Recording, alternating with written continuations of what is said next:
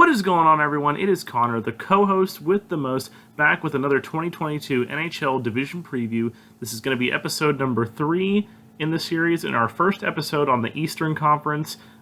We covered the Central Division, and we covered the Pacific Division, so now it's time to move over to the Eastern Conference and look at the Atlantic Division, and then next week we're going to take a look at the Metropolitan Division.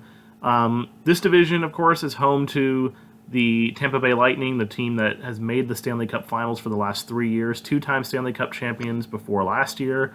So definitely, I'm more excited to talk about the Eastern Conference for sure. The Eastern Conference last year was definitely the more stacked conference in terms of talent. The top 8 teams in the East, they were kind of head and shoulders above everyone else last year. There was only a couple teams in the West, kind of like the Avalanche and the Flames and the Oilers, that I really saw being on the level of the teams in the East. So we're going to take a look here at the Atlantic Division and get right into it. So starting off here, we're going to start with the number 8 team, which, to nobody's surprise, should be the Montreal Canadiens. They were in last place in the division last year. They just had a really horrible year coming off of that Stanley Cup appearance against the Lightning. It was definitely a fluke that they made it to the Stanley Cup Finals, in my opinion. I think just the COVID year and had a Cinderella run, and then they came into this year with all these expectations, and then Carey Price got hurt, and then just, it all went downhill. But yeah, they missed the playoff. They made the playoffs the year before last, losing to the Tampa Bay Lightning in the Stanley Cup Finals. Interestingly enough, they've only missed the playoffs consecutively once since 2001. So this would be the first time. Only the second time in that time frame that they would have missed the playoffs consecutively. Their last division crown came in 2016, where they lost in the first round to the New York Rangers.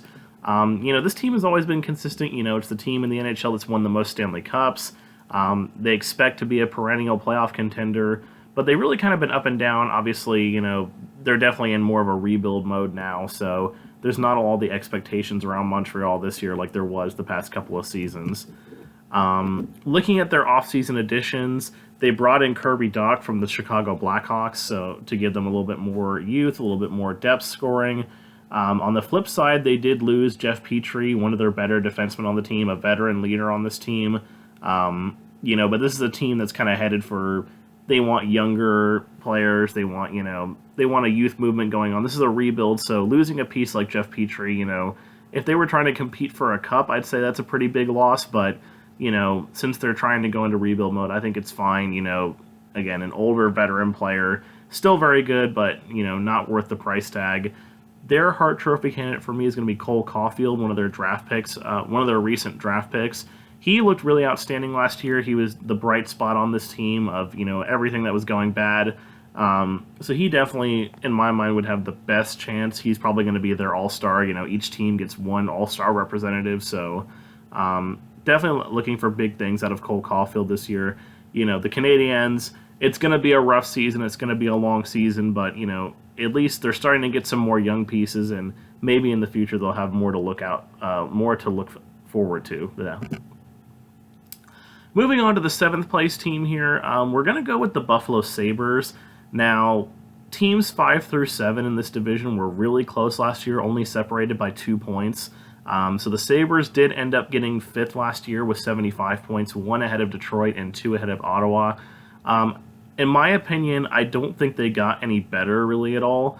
Especially in the teams below them, like Detroit, I think got a little bit better. Ottawa got a lot better. So I think 7th place is about what Buffalo can expect this year.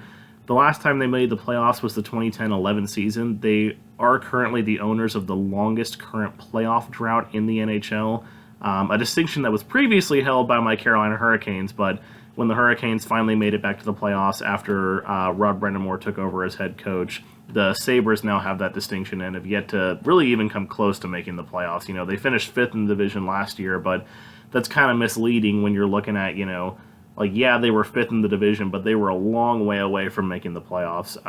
The last time they won a division crown was back in 2009-2010. They won the President's Trophy the year before that they won the President's Trophy. But they made the playoffs that year and lost in the first round to the Boston Bruins.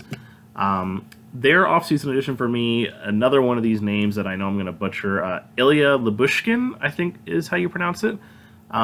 He's coming over from Toronto. He was a good piece on their team last year. That's really the only major addition they made, though. They did extend Tage Thompson, which I'll talk about him here in a second.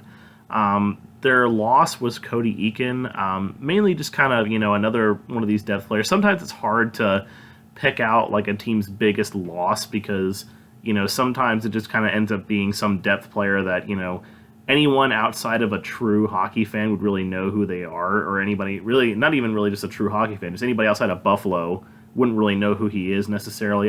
He is a little bit more well-known, but like I said, it's hard sometimes to pick out these players, like, when some of them are just depth players that no one's really ever heard of. But Cody Eakin, like I said, losing him, it's a depth piece for them, losing, but they're not really expecting too much in terms of performance this year anyway.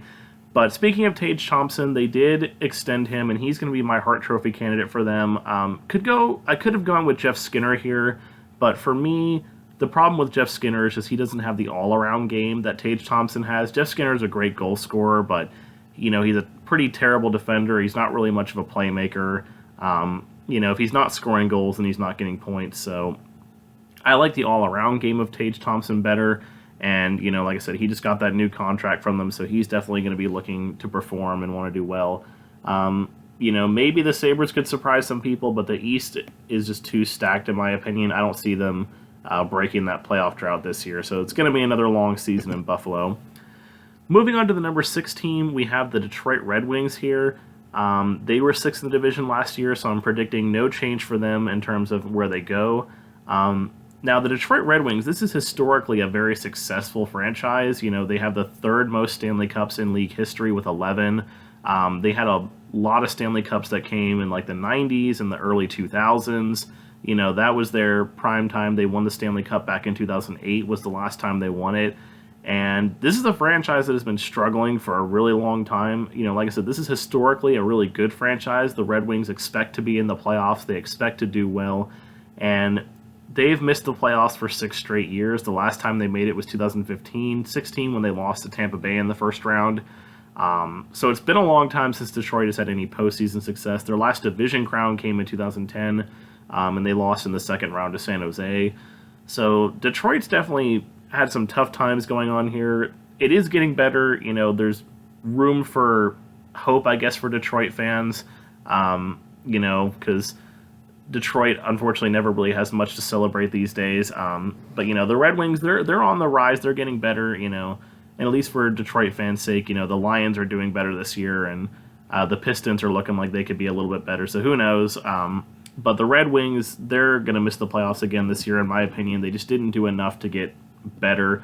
Unless we see some major leaps and bounds from some of these other players, I just don't see it happening. But their big offseason addition is going to be Ville Husso from St. Louis. And that is really huge for them because the biggest problem with this team last year was definitely the goaltending situation. The tandem of Thomas Greiss and Alex Nedeljkovic was one of the weakest goalie tandems in the league.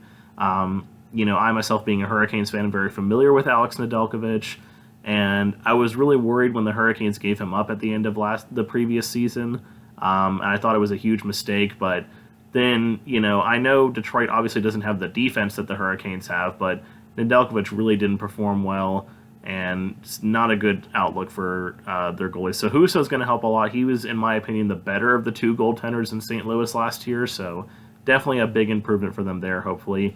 Their big loss is going to be Sam Granger, or Sam Gagner, I think, actually. Not Granger, it's Gagner. There's no R in his name.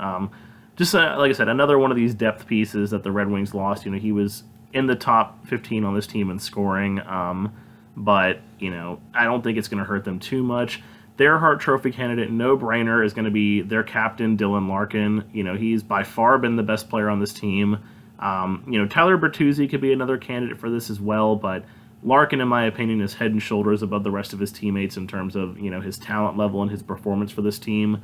So, there's a reason why he's the captain of this team, and he's going to be the one that is going to lead them forward. Like I said, the Red Wings, if we see some major leaps forward, they can maybe do something, but, I need to see it out of these goaltenders too, because I like Husso, but, Nedeljkovic is still there, and he's had some good flashes in Carolina, but they need to be able to, get the defense and goaltending situation figured out before they can go anywhere, because they usually don't have a problem scoring goals. It's just the other side of the ice. So moving on to number 5 here, the first team from last year's playoff groups that I have missing the playoffs this year is going to be the Boston Bruins. The Boston Bruins are definitely an interesting case because they definitely still have a very good team, but they do have some other factors going on that I think is going to contribute to why they're going to miss the playoffs this year. They obviously made the playoffs last year, losing in 7 games to the Hurricanes in the first round. They've made the playoffs 8 times in the last 10 seasons, so a very consistent franchise. They always have playoff expectations. The last time they won the division crown was in 2019-2020, but they did lose in the second round to the Lightning that year. And the main thing I'm talking about with this team as to why I think they're going to fail this year is just because, let me go ahead and go on to the next slide here. So their big offseason addition is going to be bringing back David Krejci. He's been a staple of this franchise for a long time, and he ended up getting released by them, and then he went and played some hockey in some of the other professional leagues. There was talk that he was going to come back, and he shut down the rumors, but now they have officially brought him back. So he's back on the roster, and, he's still a very talented player, and he's, familiar with this team. He's familiar with how they play. So, definitely very important for them to get him back. The big loss for them is obviously going to be head coach Bruce Cassidy. I know a lot of people thought it was a bit of a head-scratching move why they fired him. It's just like they have Stanley Cup expectations, and they haven't made it, back to the they made it to the Stanley Cup against the St. Louis Blues, but they haven't won a Stanley Cup since 2011. So I don't know. Maybe they were just getting impatient. Sometimes coaches get fired in hockey for no reason at all. I mean, Barry Trotz got fired by the Washington Capitals a year after they won the Stanley Cup. So I don't pretend to know what's going on with these teams when it comes to coaches half the time. But the reason why, like I said, I think they're going to do bad is because, first of all, they've got a new head coach coming in, and, that's never good for any team in any sport. There's a lot of uncertainty that follows with bringing in a new head coach. But the other thing that's really going to hurt them is they've got some injuries going on that are going to be long-term injuries that are going to really affect the team. Brad Marchand and Charlie McAvoy, their best forward and their best defenseman, both have really bad long-term injuries that are going to keep them out for a pretty extended period of time. And that's just not a good situation for this team. I do have Patrice Bergeron as their potential Hart Trophy candidate. I probably wouldn't normally have had him on here as that candidate because he is getting older. There's a potential for regression with him. He's still probably the best two-way forward in the game right now, but again, he's getting old. He's thinking about retirement. I think probably one of the reasons why he came back was just because the Bruins really need him because of this situation with Marchand and McAvoy. So I definitely don't think I still think they'll be competitive. I think they'll fight till the end, but I think the early season woes that they're going to experience are going to keep them from making the playoffs. So looking at number 4 here, we have the Ottawa Senators. They were in 7th in the division last year, 73 points. Like I said, very close between those middle 3 teams there. The last time they made the playoffs was in 2016, 2017. They lost in the conference finals to the eventual Stanley Cup champion Pittsburgh Penguins that year, and have missed the playoffs for 5 straight years. Their last division crown coming back in 2005, 2006. That was the year they lost in the second round to the Buffalo Sabres that year. That was the year the Hurricanes won the Stanley Cup. Whoop, whoop. So the Ottawa Senators, this is definitely the team. They've had one of the best off seasons out of any team. So I'll go ahead and get to that right now. So they brought in a couple key pieces. They brought in Alex DeBrincat from Chicago, and they brought in Claude Giroux, formerly of the Florida Panthers last year, but he's a longtime Philadelphia Flyer. He went over to Florida over the trade deadline last year, so kind of hard to really consider him a Florida Panther. But Claude Giroux definitely brings in a lot of good veteran leadership for this team. This is a young team, who's really in need of a leader. Brady Tkachuk is a good captain, but, bringing in more veteran leadership can never hurt anyone. And Giroux can still perform at a high level. He was an all-star last year. He's still really good. And DeBrincat is a bona fide star. He's he was one of the shining pieces on that Chicago Blackhawks team the past couple of seasons that's been struggling. And, Ottawa benefited from the fact that Chicago decided that they're going to go into tank mode. So major improvements on the front end for this team. Their loss is going to be Connor Brown. another depth piece that's been lost here. Just not a great situation losing any depth pieces on this team. But this is going to be a team that's going to be very top heavy, and that's the thing about I think they're going to do really well in that sense. But there is depth questions on this team, and they'd lost a depth piece in the offseason. So while the stars I think will perform, it's going to be interesting to see, because good teams need depth. You're going to have injuries. You're going to have problems happening during the season, and who knows. So their Hart Trophy candidate for me is going to be Alex DeBrincat as well. They brought him in. He's expected to be the new star of this team, and that's what I'm anticipating for them. Alex DeBrincat, I think, is going to be the best player for them. He's got the most potential to win the Hart Trophy, and I think Ottawa does just sneak into the playoffs. It's going to be tough. They're going to be fighting Boston for that last spot, but I think they did enough and brought in enough good pieces during the offseason, and they looked really well towards the end of last season, and I think they're going to carry that momentum over, and Ottawa is going to get into the playoffs this year. So looking at the third place team here, we have the President's Trophy winners from last year, the Florida Panthers. They unfortunately, for their sake, bowed out of the playoffs in a pretty embarrassing fashion last year, getting swept by the Tampa Bay Lightning in the second round. But they have had a lot of success recently. They've had 3 straight playoff appearances the last 3 seasons after only having 5 in their entire history. So a lot of recent success for this team. Like I said, they won the President's Trophy last year. They had the top offense in hockey last year. So this is a team that definitely still has expectations for sure, but there are some questions going around with them. So their big offseason addition was, of course, Matthew Tkachuk. I already talked about this in the Pacific Division video when I talked about the Calgary Flames. Matthew Tkachuk, one of the best young players, one of the best young American players in the league. Definitely, him playing next to Alexander Barkov is going to be a great duo right there. But in getting Matthew Tkachuk, they had to give up Jonathan Huberdeau. So it's like you're kind of trading one all-star for another all-star. You never want to see that, you get this big offseason addition, like, wow, we have this great new player, but then at the same time, you're also losing one of your best players from the previous year as well. So, in the long run, I think Tkachuk's going to obviously be better. He's younger. He's going to enjoy playing in America. I know these American players have not enjoyed playing in Canada for the most part, so he's going to be reinvigorated by that. But, there's going to be, him and Barkov have to develop that chemistry. Huberdeau and Barkov had that chemistry, and now Barkov has to try and build that chemistry with Tkachuk. So there's going to be a little bit of some growing pains. Anthony Duclair is also going to be hurt to start the year, so that's another big piece for them that's not going to be around at the start. And I do think Barkov, no question, is their Hart Trophy candidate in my mind. Barkov, he's rivaling Patrice Bergeron as the best two-way forward in the game. He's a great goal scorer. He's a fantastic defender, perennial Selke candidate, and the best player. Another player, he's the captain for a reason. He's the best player on this team, no question.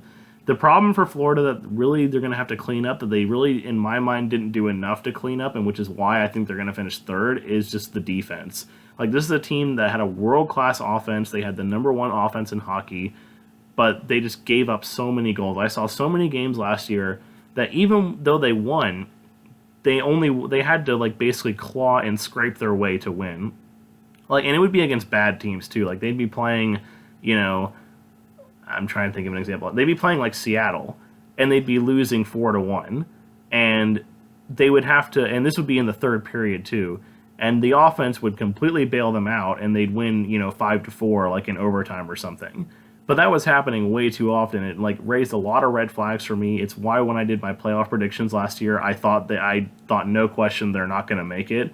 I think they were getting overrated because of their offense, and I was right about that. So they didn't really do enough to fix that defensive problem for me in the offseason. So it's why I've got them finishing third here. But they should still make the playoffs, no question. So number 2, we're going to have the Toronto Maple Leafs, the team who came in second in the division last year. Made the playoffs last year, lost in the first round to the Tampa Bay Lightning. 6 straight playoff appearances for the Toronto Maple Leafs. All of them have been first-round exits.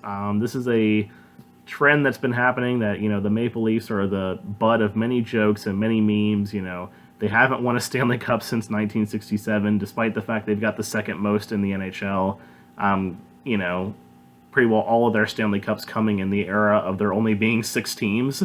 So they haven't won a Stanley Cup really at all in the modern era of hockey. They've had all these first-round exits. It's like the Maple Leafs just cannot find a way to get past the first round. It's a trend that, in my mind, I don't know if I see them breaking. It just seems like this is a cursed team. Their last division crown came the year earlier when they were part of the North Division during the shortened season, and they lost in the first round to Montreal, who were the eventual Stanley Cup representatives from that side of the bracket. Their big addition for me is going to be Cal Yarncrook from the Calgary Flames. One of the better pieces on that Calgary Flames team. A good piece for them for sure to help build up this offense, get this offense more lethal and deadly. The big problem for them, there's a lot of people that are predicting the Toronto Maple Leafs to win this division.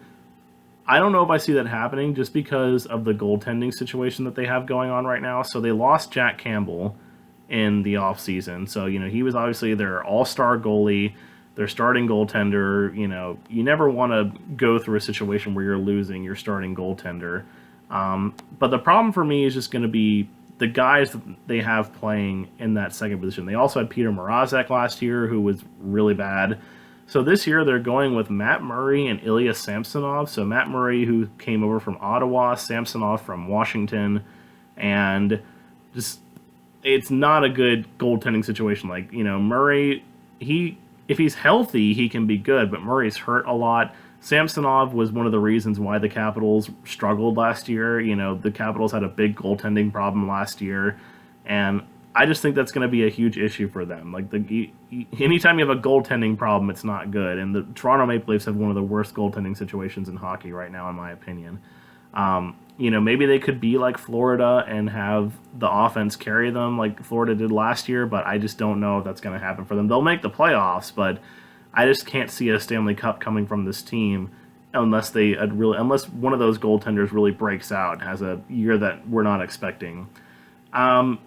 And of course, their Hart Trophy candidate, no question, the guy who won the Hart Trophy last year, Austin Matthews, 60-goal scorer.